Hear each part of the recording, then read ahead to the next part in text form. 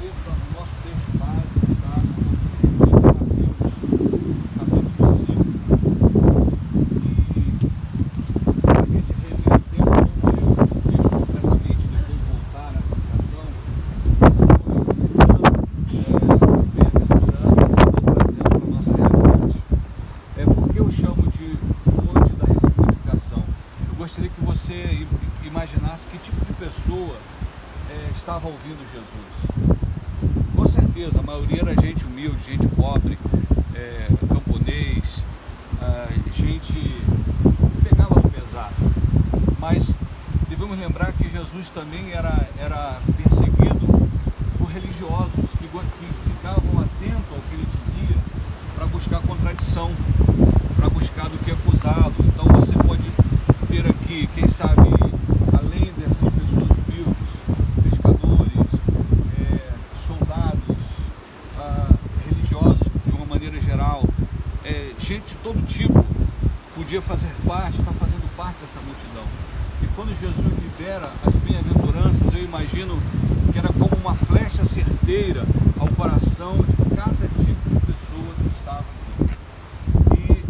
E, em resumo, Jesus está transformando o sofrimento em virtude, porque religiosamente a gente vê o sofrimento como algo ruim, como um castigo de Deus, mas o sofrimento ele também é remidor, ele é purificador, ele é ensinador, ele nos conduz também à rota que Deus estabeleceu para nós.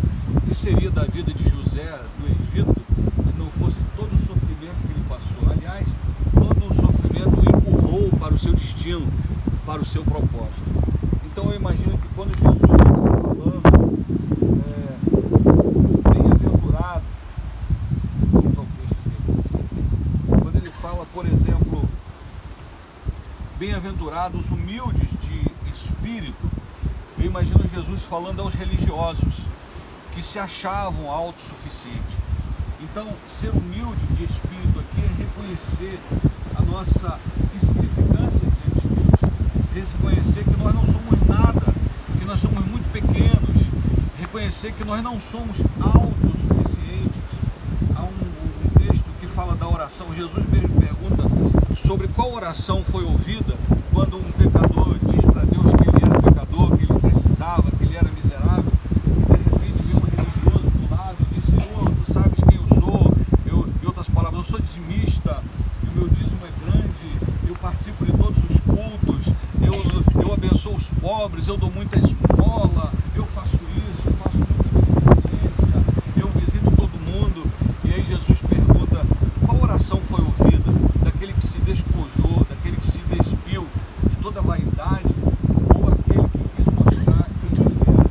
Então, quando eu penso em Jesus falando sobre os religiosos, gente, quantos de nós não erramos em determinados momentos por causa da nossa religiosidade, achando que somos superiores ao próximo? Lá em Jope, o Senhor quebra a religiosidade de Pedro, porque Pedro, num primeiro momento, ele pregava só para os seus, mas quando ele vai à casa de Cornélio, ele vai à casa de um gentil, digamos assim, de um pagão, de alguém que não era religioso, mas Deus mesmo estava dizendo: olha, não considere impuro aquilo que eu santifiquei. E depois que o Espírito veio, quando ele ministra a palavra, o Espírito veio naquele lugar, as pessoas comentavam entre si, os judeus comentavam entre si: e agora, o que a gente pode fazer? O Espírito está descendo sobre os não religiosos, está descendo sobre os pagãos, está descendo sobre os gentios, ou seja, nós não somos melhores do que eles. Que a nossa religiosidade não faça com que pensamos que somos melhores do que qualquer pessoa. Podemos ser até diferentes, mas nunca melhores. A única pessoa que você deve ser melhor a cada dia é aquela que você encontra quando se olha no espelho. Que a cada dia você seja uma versão melhor de si mesmo. É aquele que percebe então a aguda necessidade de crescimento. É o oposto do orgulho religioso. A referência a Lucas 10:18, fariseu e um publicano. Enquanto Pedro disse: ausenta-te de mim, pois sou pecador, Simão, o fariseu, questionou a autoridade e a santidade de Jesus. Se esse fosse profeta, saberia quem é essa mulher. E depois Jesus disse: você não beijou, não me deu ósculo santo, você não ungiu minha cabeça com óleo, você não deu água para lavar os pés. Ou seja, tu é muito arrogante, cara. Você não sabe quem você está recebendo. Mas essa não cansa de beijar os meus pés. E o cabelo aponta para a honra, e ela coloca o seu cabelo para limpar os pés de Jesus. Então eu acredito que, como em Ardenite, descer, você falou de humildade, essa lição, ela está dizendo: sejam sempre independentes do Espírito Santo. Então os humildes de espíritos não são religiosos, não são arrogantes, não se acham mais crentes do que todo mundo, não julgam saber tudo. Pelo contrário, eles reconhecem que precisam arrepender-se para buscar mais de Deus. Jesus também fala: bem-aventurados que choram. Quem a gente pode imaginar que chorava aqui? Órfãos choram, a perda dos pais, as viúvas, a perda dos maridos, os deficientes pela imobilidade. Então, a dor e o sofrimento que eram vistos como castigo. Os próprios discípulos, quando ouviram um cego de nascença, eles perguntaram para Jesus: vem cá, ele está assim por quê? Porque ele pecou ou seus pais pecaram? Ou seja, esse castigo veio por causa dele ou uma herança paterna? Aí Jesus disse: nem uma coisa nem outra. Essa enfermidade é para manifestar a glória de Deus. Os discípulos então estavam enganados em relação a pensar que uma enfermidade, uma deficiência significava a punição de Deus, um castigo de Deus. E Jesus então está remindo o sofrimento e dando um outro olhar. Por isso, ressignificar, você vê de forma diferente, porque o mais importante não é o que acontece com você, é como você processa o que acontece com você, é como você interpreta. Então Jesus, é como se ele estivesse dizendo: vocês estão entendendo tudo errado. Todos que sofrem estão sendo castigados, todos que sofrem é porque são ignorantes, todos que sofrem é porque estão debaixo de maldição. Não, o sofrimento pode ser purificador. Aliás, o próprio apóstolo Paulo pediu por 3 vezes que o Senhor o afastasse de um espinho na carne. E Deus disse para ele: a minha graça te basta, porque o meu poder se aperfeiçoa na fraqueza. Em outras palavras, é na tua dor que eu apareço.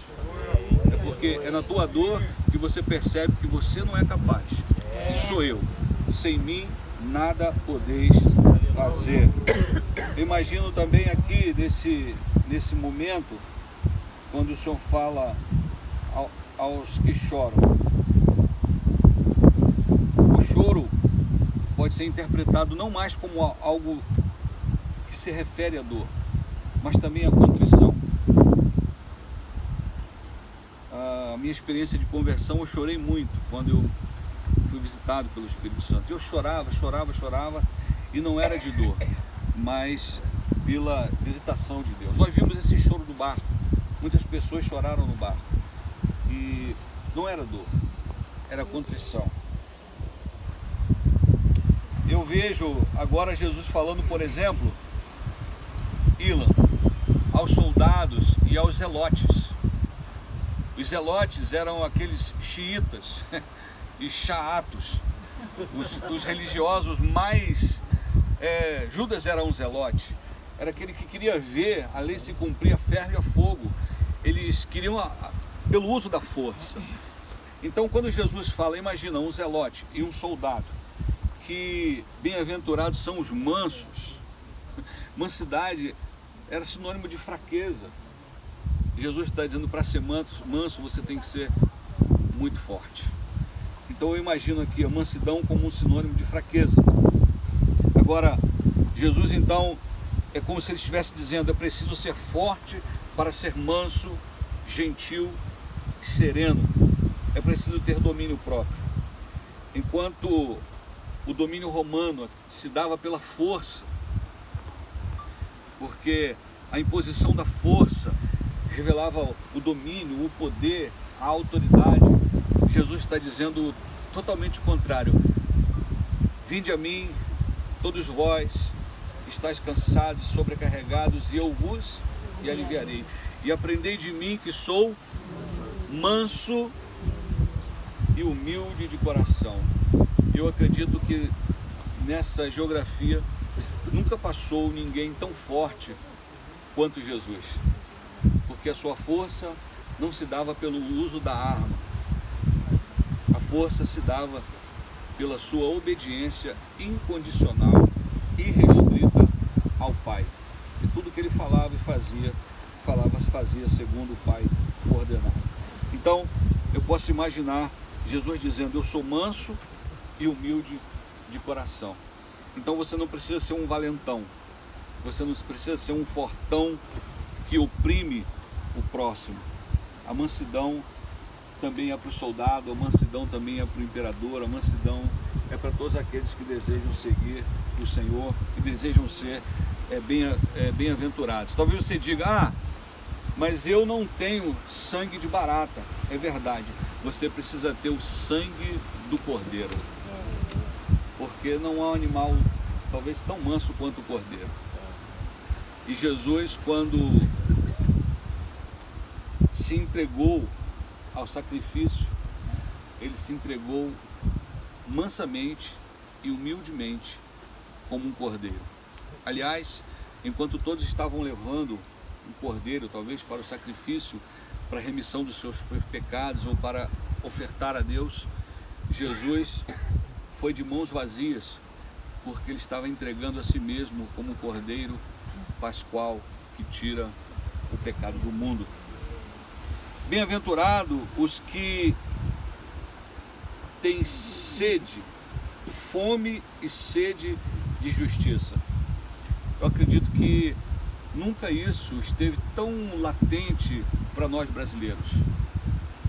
Diante de tanta injustiça, de tanto atropelar da nossa Constituição, diante de tanta gente calada, diante de tanta gente... Nós temos, por exemplo, um jornalista, não sei se vocês conhecem, o Evaldo Eustáquio. O Eustáquio, ele foi preso, torturado, por quê? Crime de opinião. Ele não fez nada demais, apenas falou o que ele pensava. Mas ele não falou mentira, ele falou verdade. E por conta de expressar a sua opinião, ele entrou saudável e saiu de cadeira de roda, paraplégico. Hoje ele não anda mais com as próprias pernas, hoje ele anda através da ajuda de uma cadeira de roda. Tudo isso nos dá indignação. Então a nossa fome e sede de justiça deve ser maior do que a fome do nosso estômago. Porque a fome justifica o roubo. Se a fome justifica o roubo, é porque o teu estômago é maior do que a tua submissão a Deus.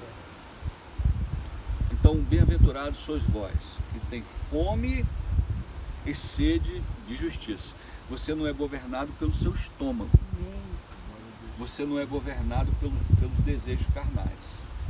Você não é governado pelas suas vontades. Você é governado pelo Espírito de Deus, pelo Eterno. Amém, amados? E ter fome e sede de justiça significa que todos esses bem-aventurados aqui, e todas essas bem-aventuranças, terão a sua devida recompensa. Eu imagino aqui Jesus fazendo um paralelo entre o que move o homem natural e o que move o homem espiritual. Então o homem natural se move pelo seu instinto de sobrevivência, principalmente comida e bebida. O estômago é o seu mestre, ou seja, para comer e beber eu faço qualquer coisa. Então Jesus destaca o espiritual como o mais importante.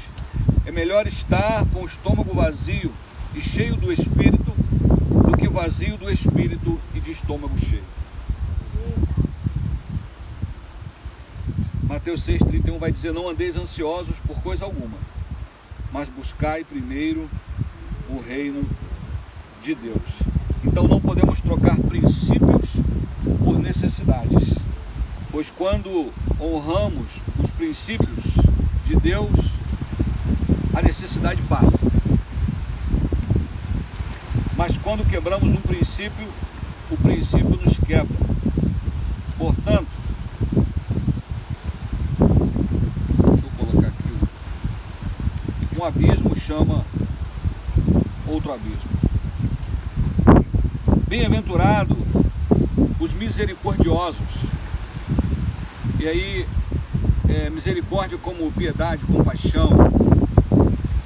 Imagina as pessoas religiosas, justiceiras, vingativas, e pau é pau, pedra é pedra, não, olho por olho, dente por dente, tem que ser assim, preciso fazer justiça ainda que com as próprias mãos. E aí eu imagino o Senhor falando a essas pessoas justiceiras, que nós vivemos esse tempo na igreja, graças a Deus, hoje essa não é mais uma realidade. Qualquer coisa exclui, não fale com ele mais. Há uma seita, né, que se você se desviar dela, as pessoas não podem falar contigo. Então tem que fazer justiça, não é a ideia de recuperar a pessoa, mas de punir, tem que punir. Então esse sentimento de punição nunca houve em Jesus. E muitas pessoas gostam de curtir de camarote. Não, fulano errou e tá lá, ó, tá bonito. E merece isso. E bem feito por isso. E aí eu acho pouco, podia ter sido pior. Então Jesus, eu creio que ele está dando um outro significado a esse sentimento de punição, de vingança, de olho por olho e dente por dente. Aliás, ele mesmo disse, visse o que os antigos diziam, né, que está na lei, dente por dente, olho por olho. Mas eu, porém, vos digo, se o teu inimigo te bater numa face, entrega outra. Se ele pedir a sua túnica, dá também a sua capa. Estou quase acabando. Bem-aventurado os limpos de coração. Limpos de coração. Isso fala também da legalidade, dos legalistas, daqueles que vivem da aparência. Pessoas que fazem questão de parecer que são santas, mas quando na verdade não são. Estão preocupadas com o exterior. Poxa, isso aqui vai dar uma cara de santidade, as pessoas vão me ver como alguém muito puro, muito santo, de outro nível.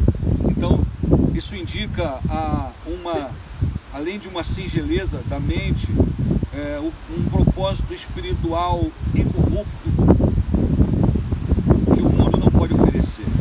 A lei condenava a prática do pecado, por isso a aparência era muito importante. Aí vem Jesus e diz que se aquele que olhar para uma mulher para cobiçar, já em seu coração cometeu adultério com ela.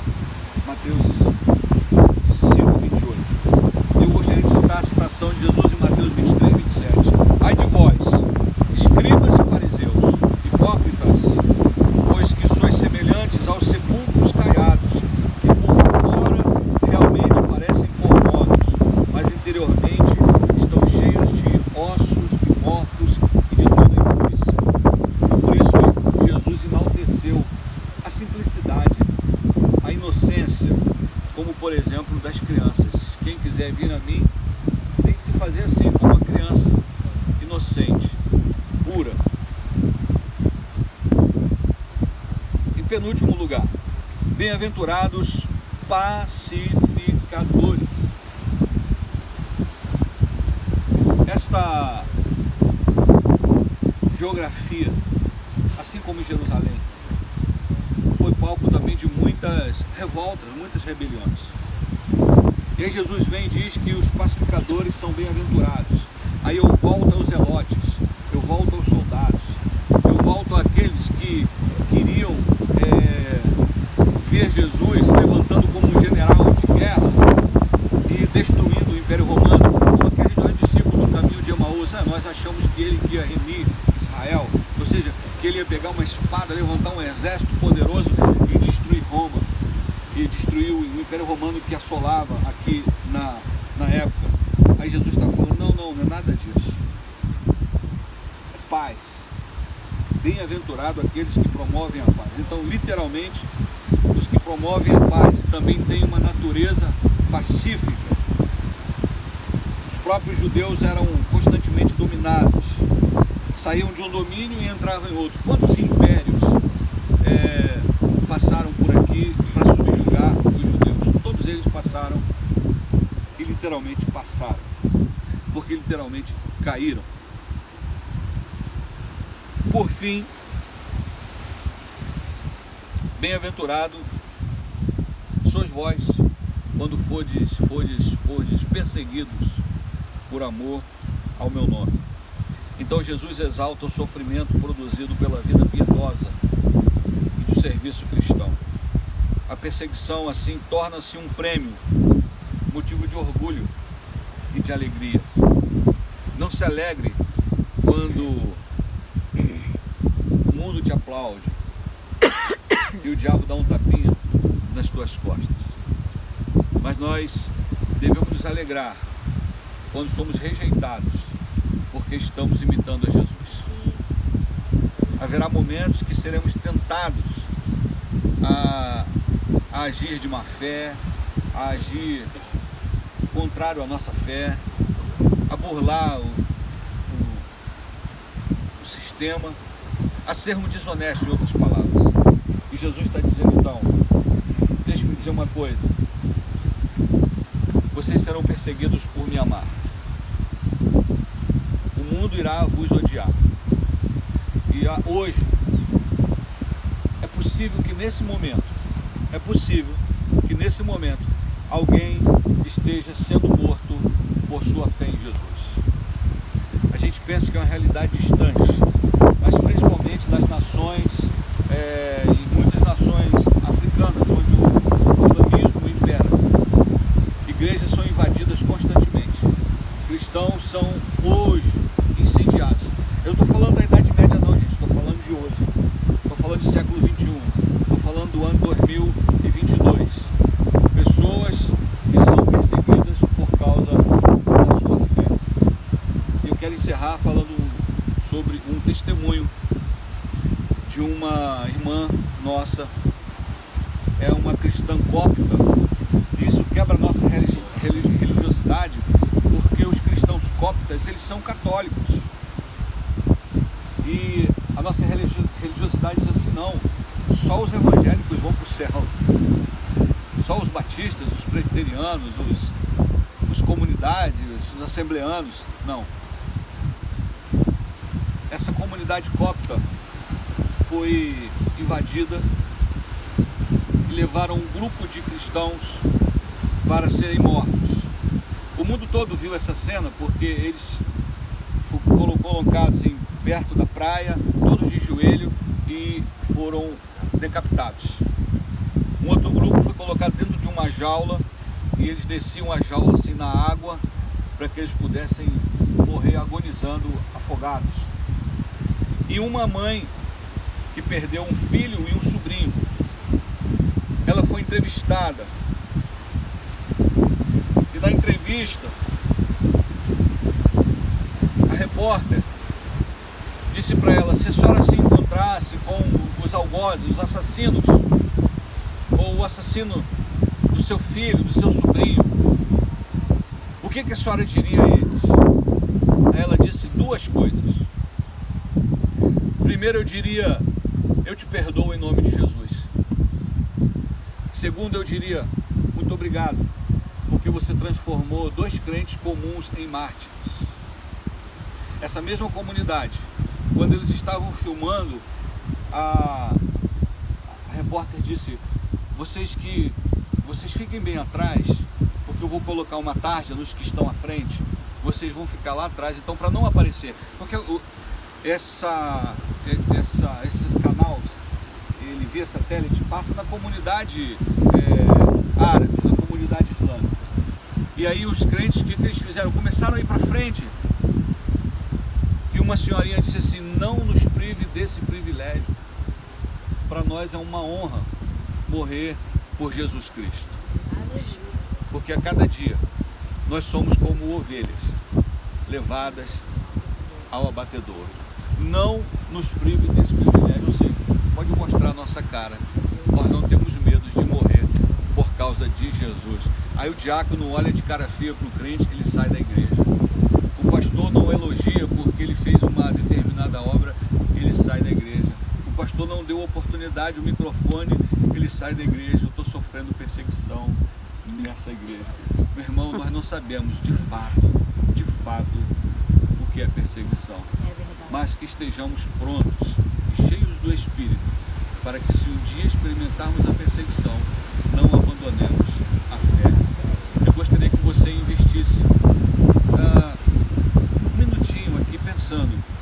Talvez você tenha eleito alguém como inimigo. Jesus nunca disse que o nosso inimigo é o próximo. O nosso inimigo pode ser o sistema, porque o mundo jaz no maligno, mas às vezes elegemos um vizinho, um parente, qualquer pessoa como inimigo. E nessa hora você libera a vida dessa pessoa. E se por alguma razão ela te fez sofrer, talvez você só chegou até aqui por causa desse sofrimento. E talvez esse sofrimento tenha tornado você uma pessoa melhor, mais compreensiva, mais amável, mais afável, menos arrogante e mais simpático. Fale com o Senhor aí nesse momento. Eu vou passar o microfone para o Ilan, mas tem aí alguns segundos falando com o Senhor.